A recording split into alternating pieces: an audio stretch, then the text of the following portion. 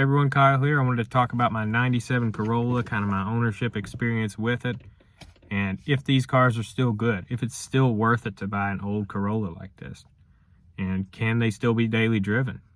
I bought this car for $1,500 with 100,000 miles on it, and over the past year and a half, I've put 19,000 miles on it. Thinking, oh, that's not a lot of miles. I drive this and the Ranger, so I kind of alternate. So let's go over some of the things that it needed, and if you're buying an old car like this that's sat for a while, maybe some things that you'll want to look at or at least check over and possibly replace. So I'll quickly talk you through exactly what I've had to do to this car to make it reliable. The main thing with buying an old car that's been sitting is a lot of the rubber components will have rotted away or are starting to go bad. You know, hoses, motor mounts, belts, tires, boots on ball joints and tie rods and axles. And honestly, if I'd have went through and looked at that stuff more when I first got the car, I could have avoided some issues. When I first got the car, it really needed struts. Then when I was changing the struts, I noticed the boots on the ball joints were ruined and there was some play in those. So I changed those. And at that point, I changed all the fluids in the car. I flushed the coolant again. The guy tried to have a shop do that, but they didn't do a very good job, and the radiator was just full of rust. I flushed it again with the right stuff, this pink, Toyota antifreeze, and didn't have any problems for a while. Flushed the power steering, brake fluid, clutch hydraulic fluid, and changed the transmission fluid. If you want to know exactly what fluids to put in what, you can check out my other video about Toyota Corollas. I think it's everything you need to know about owning a 93 to 97 Corolla. Anyway, so I changed all the fluids, drove it like that for a while, and it still had a few issues. Mainly the motor mounts were bad, and I ended up changing those, and I put a water pump on it. The car came with a new timing belt, new tires, new spark plugs, wires, and a distributor cap, radiator hoses, but he didn't have the water pump changed when the timing belt was done, so I went ahead and did that. Just to be safe, I put on some new belts and a new tensioner. Not that I really needed to, but just to avoid problems in the future. So once all that stuff was done, I drove it for a little while longer, and it was relatively problem-free. I was planning a trip to Florida. I live in Kentucky, so that's quite the road trip. And like a week before I was going to leave, I was driving on the highway and the temperature gauge started climbing. I immediately went to the radiator. It was plugged with rust. I switched it out, flushed the coolant again. It's perfect. It hasn't run hot since then. Drove it all the way to Florida, 85, 90 with the heat or with the AC on. No problems. So, not an issue there. Then on the way back from Florida, I noticed a shake. The car was shaking. This was, again, about 113,000 miles. And I thought I'd lost a wheel weight. But what had happened was I hadn't checked the axles close enough. The boots were rubber and they rotted away.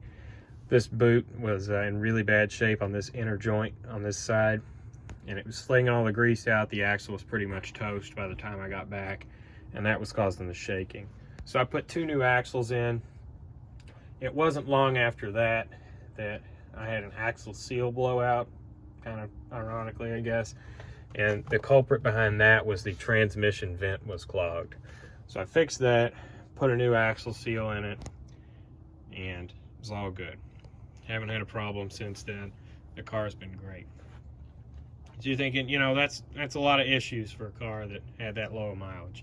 And mainly that's just due to sitting, due to neglect from the previous owner. And yeah, but mainly just sitting. I spent about $700 in parts in total, and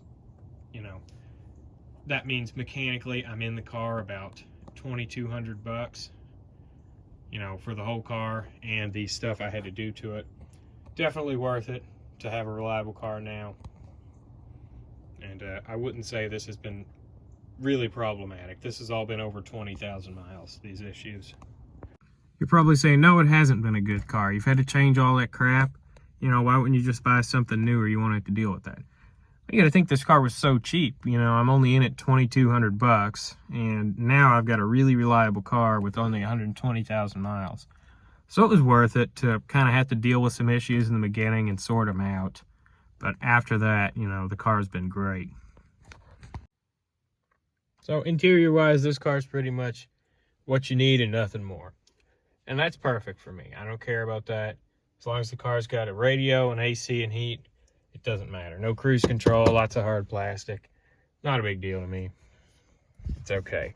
It's comfortable, you know, comfortable enough. I don't mind driving this long distances. It's fine. The only issue I have on the highway is over about 75, the wind kind of starts to blow you around. You just get used to that, though. Like I said in my other Corolla video, I have done some upgrades, I guess you could say, to it. I put this cluster in at about, 8 or so thousand miles ago. I saw it in the junkyard and just, got it. I thought it'd be cool. They're just plug and play. You just plug that right in. I made the mileage accurate right when I put it in, down to the mile. So that's perfect. That's fine. And yeah, I like the tack quite a bit. I like having that. Put these wheels on it the same day I got that. I was actually at the junkyard looking for these. I was going to get these and I got them, and I was looking around at other Corollas, and that's when I saw the cluster. So I got these off an MR2.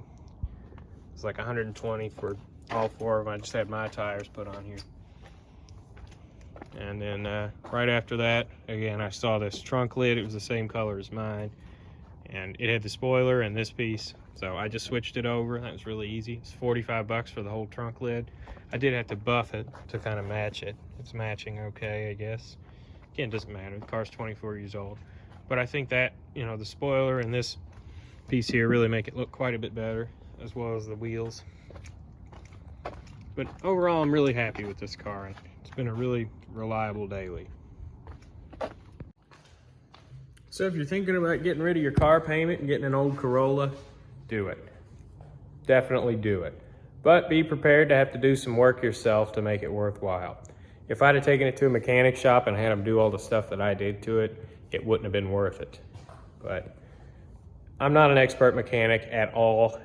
All the stuff I've learned about working on cars, all the stuff I've learned about working on cars has been from the internet. If I can do it, you can do it. Get a cheap car.